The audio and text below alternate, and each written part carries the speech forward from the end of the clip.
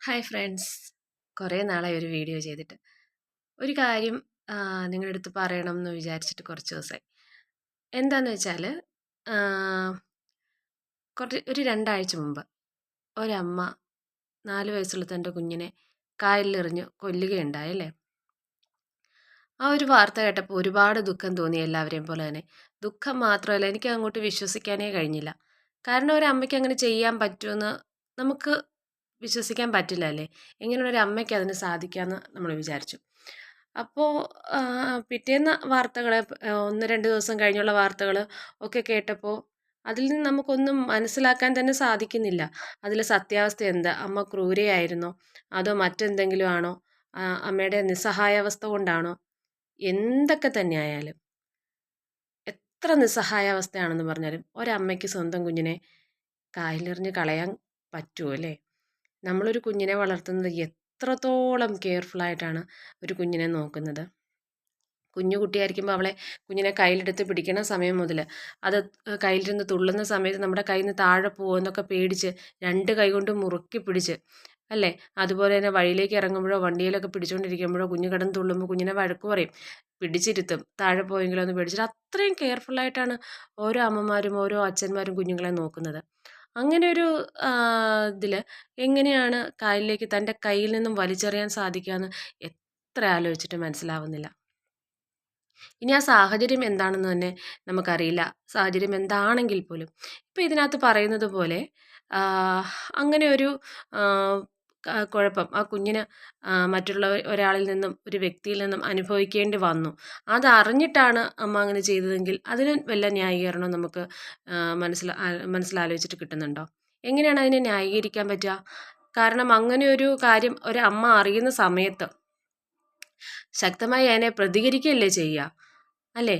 അതിലെന്താണ് നാണക്കേട് കൊണ്ട് ഒളിച്ചു വെക്കാൻ എന്താ ഉള്ളത്, മറച്ചു വെക്കാൻ എന്താ ഉള്ളത്?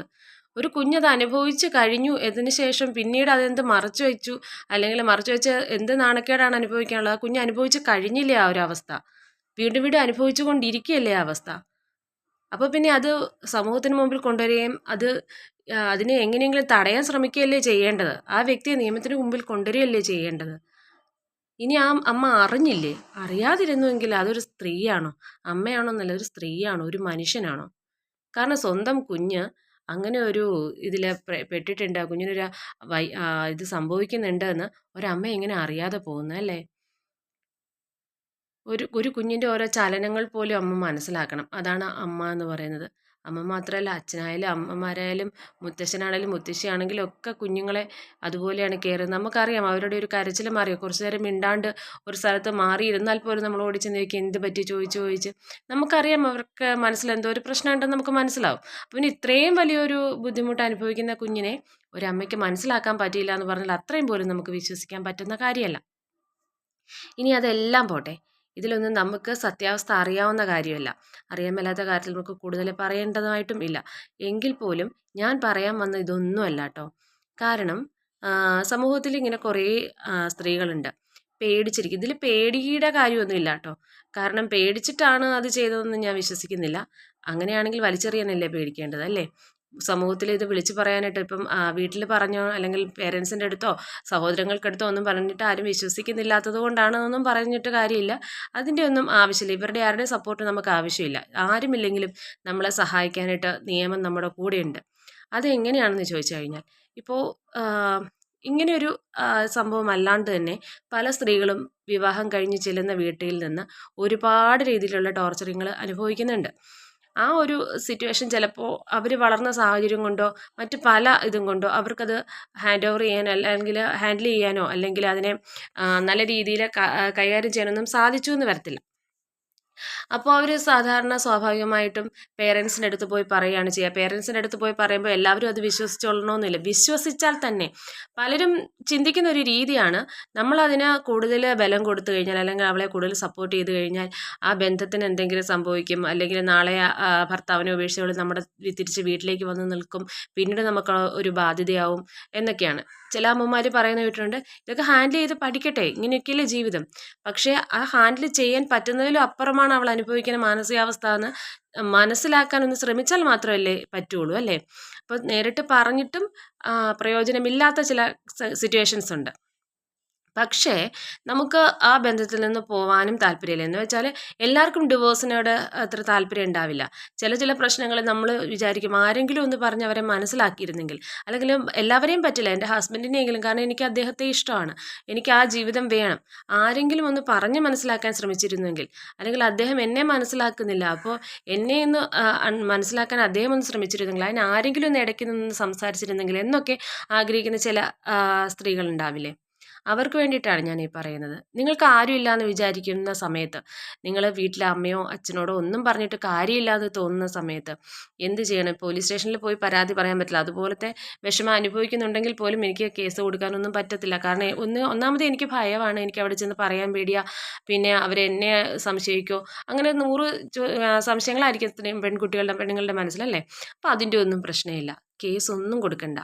എല്ലാ ജില്ലകളിലും പോലീസ് സ്റ്റേഷൻ്റെ കീഴിൽ തന്നെ ഒരു വിമൻ സെല്ലുകൾ ഉണ്ടാവും. പോലീസുകാരുടെ തന്നെ ഒരു വിമൻസിൻ്റെ ഒരു വിങ് ഉണ്ടാവും. സ്ത്രീകളുടെ ഇത്തരത്തിലുള്ള പ്രശ്നങ്ങൾ പരിഹരിക്കാനും അവരെ ഹെൽപ്പ് ചെയ്യാനും നമ്മുടെ അമ്മമാരോട് പോയി സംസാരിക്കുന്ന പോലെ തന്നെ നമുക്ക് എല്ലാ കാര്യങ്ങളും തുറന്നു പറയാനും പറ്റുന്ന ഒരു വിങ്ങാണത്. തീർച്ചയായിട്ടും നിങ്ങൾക്ക് നിങ്ങളുടെ പ്രശ്നങ്ങൾ അവിടെ ചെന്ന് പറയാവുന്നതാണ്. വിമൻ സെല്ലിൽ പറഞ്ഞു കഴിഞ്ഞാൽ എന്ന് വെച്ചിട്ട് അവർ നമ്മളെ പൂർണ്ണമായി അങ്ങ് വിശ്വസിച്ച് കളയുമെന്നൊന്നും വിചാരിക്കരുത്. ഉള്ളിലൊരു തരി പോലും കള്ളത്തരമില്ല, നമുക്ക് നീതിയാണ് വേണ്ടതെന്നുണ്ടെങ്കിൽ നമുക്കറിയാവുന്ന കാര്യങ്ങളൊക്കെ നമുക്ക് അവരോട് പോയി പറയാം. ചെറിയൊരു പരാതി എഴുതി കൊടുക്കേണ്ടി വരും പരാതിയായിട്ട്. ആ പരാതി എഴുതാൻ പോലും അറിയില്ലെങ്കിൽ നമ്മുടെ ഭാഷയിൽ വെറുതെ വെള്ളപ്പേപ്പറിൽ എഴുതിയാൽ മതി. അതിന് വേണ്ട അഡ്രസ്സും കാര്യങ്ങളൊക്കെ അവർ പറഞ്ഞു തരും. ചെറിയ രീതിയിൽ എഴുതി കൊടുക്കുക, ബാക്കി എല്ലാ കാര്യങ്ങളും നമുക്കതിൽ എഴുതേണ്ട ആവശ്യം പോലും ഇല്ല. ചുരുക്കി എഴുതുക, ബാക്കി അവരുടെ അടുത്ത് പറഞ്ഞാൽ മതി. നിങ്ങളുടെ ഹസ്ബൻഡിനെയാണോ, നിങ്ങളുടെ ഹസ്ബൻഡ് വീട്ടുകാരെയാണോ, ആരെയാണോ കോൺടാക്ട് ചെയ്യേണ്ടത്, അവരെ കോൺടാക്ട് ചെയ്ത് അവരെ കാര്യങ്ങൾ പറഞ്ഞ് മനസ്സിലാക്കിച്ച് ഈ ഒരു ബന്ധം നിലനിർത്തിക്കൊണ്ട് പോകാൻ അങ്ങേയറ്റം അവർ നിങ്ങളെ സഹായിക്കും. അത് അവരുടെ പൂർണ്ണ സപ്പോർട്ടോട് കൂടിയിട്ട്, അവരുടെ ഹെൽപ്പോട് കൂടിയിട്ട് തന്നെ അവർ നമ്മുടെ ബന്ധം വേർപെടുത്തും. നമ്മളിപ്പോൾ ഒരു വക്കീലിൻ്റെ അടുത്തോ മറ്റോ പോയി പറഞ്ഞാൽ എങ്ങനെയെങ്കിലും നമ്മളെ രണ്ടാക്കി എടുക്കാനാണ് അവരൊക്കെ നോക്കുക അല്ലേ? അതൊന്നും ഇല്ലാണ്ട് പറഞ്ഞ് മനസ്സിലാക്കുക. ഇനി കൗൺസിലിംഗ് കൊടുക്കേണ്ടതാണോ, അത് കൊടുത്ത് കാര്യങ്ങൾ പറഞ്ഞ് മനസ്സിലാക്കിയിട്ട് സ്നേഹത്തോടു കൂടി തന്നെ നമുക്ക് പറഞ്ഞു തരേണ്ട കാര്യങ്ങളും നമ്മുടെ കുടുംബത്തെ അല്ലെങ്കിൽ നമ്മുടെ ഹസ്ബൻഡിനെ അല്ലെങ്കിൽ ഹസ്ബൻഡിൻ്റെ വീട്ടുകാരെയാണ് പറഞ്ഞ് മനസ്സിലാക്കേണ്ടതെങ്കിൽ അതൊക്കെ പറഞ്ഞ് മനസ്സിലാക്കി നമ്മുടെ ബന്ധത്തിന് നല്ല രീതിയിൽ മുന്നോട്ട് പോകുന്നതാണ് നല്ലതെന്നുണ്ടെങ്കിൽ ആ രീതിയിൽ തന്നെ കൊണ്ടുപോകാനായിട്ട് അവർ നമ്മളെ ഹെൽപ്പ് ചെയ്യുന്നതാണ്. അപ്പോൾ നമുക്ക് ഇതുപോലെ എന്തെങ്കിലും ശാരീരികമായോ മാനസികമായോ ഒക്കെ പീഡനങ്ങൾ അനുഭവിക്കുന്നുണ്ടെങ്കിൽ, മറ്റാരോടും പറയാൻ പറ്റാത്ത കാര്യങ്ങളാണെങ്കിൽ നിങ്ങൾക്ക് അവിടെ ചെന്ന് പറയാം. നമ്മുടെ അമ്മമാരോട് പറയുന്നത് പോലെ തന്നെ പറയാം. അവർ പോലീസുകാരാണല്ലോ എന്നൊക്കെ ഒന്ന് വിചാരിച്ച് പേടിക്കേണ്ട കാര്യമൊന്നുമില്ല. ഏതായാലും കായലിലോ കടലിലോ ഒക്കെ ചാടുന്നതിനെക്കാട്ടിലും ഭേദമല്ലേ അത്? അതെത്ര ഭീകരമായ അവസ്ഥയാണല്ലേ? ഒരു ട്രെയിനിൻ്റെ മുമ്പിൽ ചാടി മരിക്കുക, തൂങ്ങിച്ചാകുക, ഇതൊക്കെ ഓർക്കുമ്പോൾ തന്നെ പേടിയാ. അതിൻ്റെ പകുതി ധൈര്യം മതി മുന്നോട്ട് ജീവിക്കാനായിട്ട്. അത്രയും ധൈര്യമൊന്നും വേണ്ട ജീവിക്കാനായിട്ട്. പക്ഷേ ഒരുപാട് ധൈര്യം വേണം ഇതുപോലുള്ള തീരുമാനങ്ങൾ എടുക്കാൻ, ചാവാനുള്ള തീരുമാനം എടുക്കാൻ. അതിലും വലിയ ധൈര്യം വേണം സ്വന്തം മക്കളെ കൊന്നു കളയാനായിട്ട്.